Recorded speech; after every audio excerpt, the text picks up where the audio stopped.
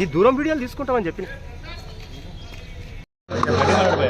Sir నాకు ఎలాంటి information ఇవ్వలేదు, నాకు ఏమి ఇవ్వలేదు సార్. నాకు ఇన్ఫర్మేషన్ ఇచ్చింది ఏంటంటే నేను గవర్నమెంట్కు వ్యతిరేకం కాదు సార్. మా వైఫ్ ప్రెగ్నెంట్ ఉంది సార్.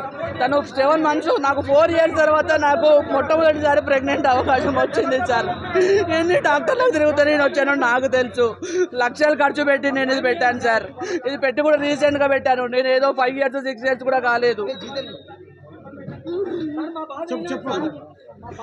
నాకు ఏ ఇన్ఫర్మేషన్ ఇవ్వకుండా వచ్చి ఇప్పుడు కుల్లగొడతారంటే ఇన్ని లక్షలు పెట్టి నాకు ఎలా ఉంటుంది సార్?